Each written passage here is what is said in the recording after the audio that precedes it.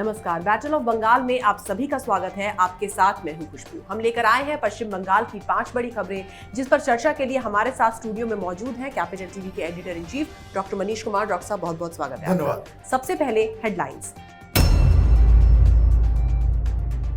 महाशिवरात्रि के दिन नंदीग्राम से नामांकन दाखिल करेंगी ममता। शुभेंदु के साथ होगा दिलचस्प मुकाबला। चुनाव से पहले ममता को एक और झटका। टीएमसी विधायक जितेंद्र तिवारी बीजेपी में शामिल। कांग्रेस और लेफ्ट का सीट फॉर्मूला हुआ तय। 37 सीटों के साथ सिद्दीकी की पार्टी ने मारी बाजी। प्रशांत किशोर ने कहा, ट्रोल से नहीं डरता, मैंने ही राजनीति में डिजिटल प्लेटफॉर्म की शुरुआत।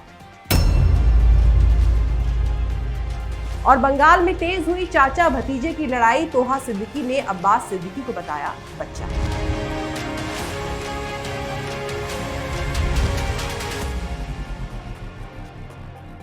रुक करते हैं पहली खबर का। पश्चिम बंगाल की सीएम ममता बनर्जी 11 मार्च यानी कि महाशिवरात्रि के दिन नंदीग्राम सीट से नामांकन दाखिल करेंगी।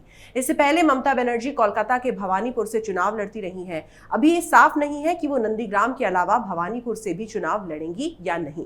साल 2011 और साल 2016 के विधानसभा चुनाव में इस सीट पर टीएमसी के टिकट पर शुभेंदु अधिकारी की बड़ी बहुमत से जीत होती रही है, लेकिन इस बार उन्होंने ममता बनर्जी का साथ छोड़कर बीजेपी का दामन थाम लिया है। डॉक्टर साहब, ममता और शुभेंदु अधिकारी के बीच का जो मुकाबला है वो कितना दिलचस्प होगा? ममता बनर्जी का नंदीग्राम से लड़ना ये ममता बनर्जी की एक बहुत बड़ी स्ट्रेटजी है। इसकी 2 वजह हैं। पहली वजह ये है कि ममता बनर्जी नंदीग्राम के आंदोलन की वजह से ही तृणमूल को इस तरीके से वो उठा सकी कि वहाँ पे वो सरकार बनाने में कामयाब रही। और वो जो नंदीग्राम का आंदोलन है उसकी लेगेसी को वो किसी भी हाल में शुभेंदु अधिकारी के हाथ सौंपना नहीं चाहती, और इसलिए उन्होंने ये फैसला किया है कि वो नंदीग्राम से लड़ेंगी। एक तो लेगेसी का मसला था, और दूसरा जो इससे भी ज़्यादा अहम कारण है वो ये है कि वहाँ पे जो मिदनापुर का जो इलाका है वहाँ पे 16-17 इस तरह की सीटें हैं जहाँ पे पिछली बार टीएमसी पूरी की पूरी सीट जीतने में कामयाब हुई थी। अगर वो शुभेंदु अधिकारी की वजह से बीजेपी के पाले चला जाता है तो वो ममता बनर्जी के लिए एक बहुत बड़ा सेटबैक होगा।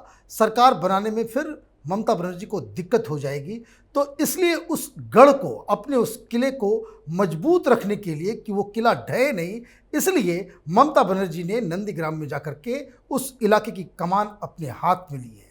तो मुकाबला दिलचस्प तो ज़रूर है, लेकिन अब आगे ये देखना पड़ेगा कि शुभेंदु अधिकारी की वजह से भारतीय जनता पार्टी इस इलाके में कितनी सीटें जीत पाती है। अब बात दूसरी बड़ी खबर की। बंगाल विधानसभा चुनाव से पहले टीएमसी को एक और बड़ा झटका लगा है। आसनसोल के पूर्व मेयर और पंडेश्वर से टीएमसी विधायक जितेंद्र तिवारी बीजेपी में शामिल हो गए। श्रीरामपुर हुगली में बीजेपी के प्रदेश अध्यक्ष दिलीप घोष की मौजूदगी में जितेंद्र तिवारी ने बीजेपी का दामन थामा। डॉक्टर साहब, जितेंद्र तिवारी ने पहले भी टीएमसी से इस्तीफा दे दिया था, लेकिन उसके बाद वो मान गए थे और पार्टी में दोबारा वापस चले गए थे। अब अचानक क्या हुआ? देखिए, ये अजीबोगरीब स्थिति बन रही है। सिर्फ जितेंद्र तिवारी की बात नहीं है, उसके बाद 3-4 और भी बहुत सारे लीडर्स पुरुलिया के वो ज्वाइन कर चुके हैं भारतीय जनता पार्टी को आज। अब ये जो एक्सोडस चल रहा है, ये लगातार कैपिटल टीवी पे हम इस बात को कहते चले आ रहे थे कि जब से ये चुनावी प्रक्रिया शुरू होगी तो बहुत सारे लीडर्स का बीजेपी में शामिल होने का जो सिलसिला जो वो शुरू होगा। अब पहले फेज में इस इलाके में चुनाव भी होने वाले हैं। ऐसे में जो जितेंद्र तिवारी ने पलटी मारी है, पिछली बार जब वो भारतीय जनता पार्टी में ज्वाइन करने वाले थे तब भारतीय जनता पार्टी के अंदर कुछ विरोध का सामना करना पड़ा था, लेकिन अब जब वो वापस चले गए तो मालूम चला कि ममता बनर्जी इतनी ज़्यादा खुश हो गई जितेंद्र तिवारी के बिहेवियर पे, और जिस तरीके से उन्होंने कहा कि मैं गलती स्वीकार करता हूँ, मैं तो अब ममता बनर्जी की पैरों में जाकर के गिर जाऊँगा, और पता नहीं उन्होंने किस तरह के बयान दिए। लेकिन उसके बाद हुआ ये कि जितने भी नेशनल टेलीविज़न चैनल्स हैं उस पर जितेंद्र तिवारी बाकायदा टीएमसी के स्पोक्समैन बनकर वो सामने आते रहे, और जैसे ही इसकी घोषणा हो जाती है वो वापस बीजेपी में चले जाते हैं। इससे 2 चीज़ समझ में आ रही है।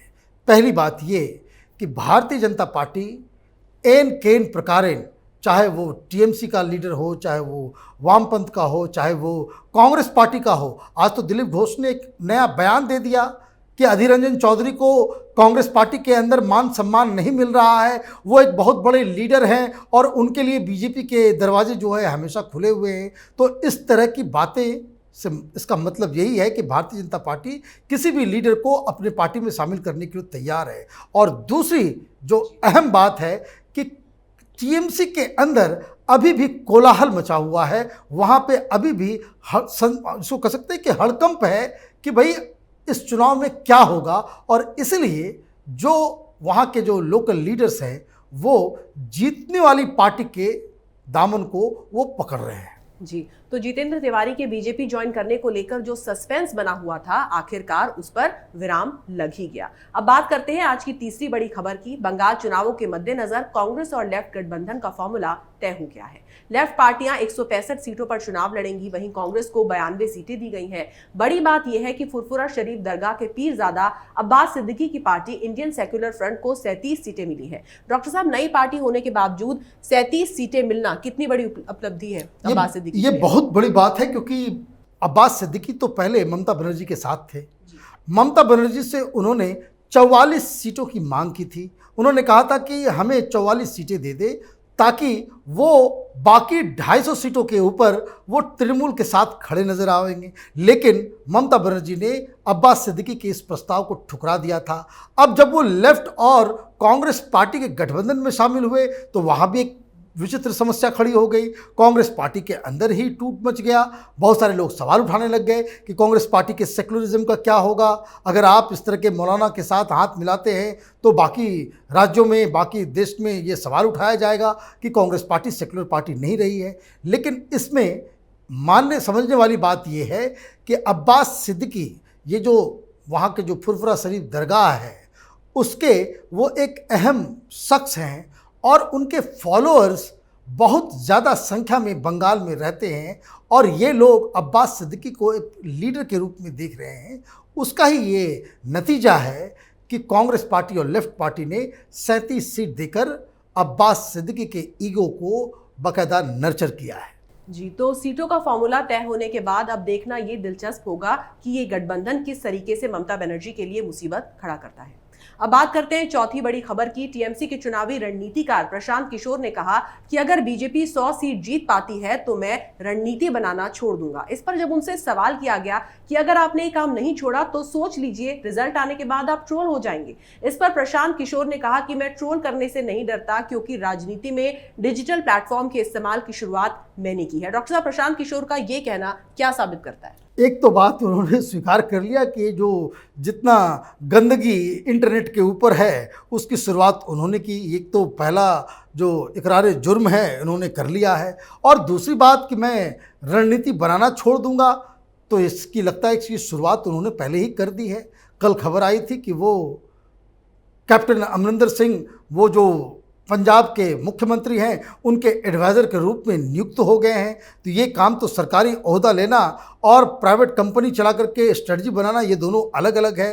तो मुझे लगता है कि प्रशांत किशोर ने वो तैयारी शुरू कर दी है। लेकिन ये जो बयान जो दिया गया है वो इसलिए दिया गया है कि यही बयान देकर वो ममता बनर्जी के साथ काम कर रहे हैं। वो दिलासा दे चुके हैं ममता बनर्जी को कि अगर उसकी स्ट्रेटजी पर अगर आप चलेंगे तो भारतीय जनता पार्टी 100 से ज़्यादा सीट नहीं जीत पाएगी। और अभी तक वो अपने बयान पे कायम है। लेकिन मैं आपको बता दूं, ज़मीनी हकीकत प्रशांत किशोर के जो बयान है उससे काफ़ी अलग है।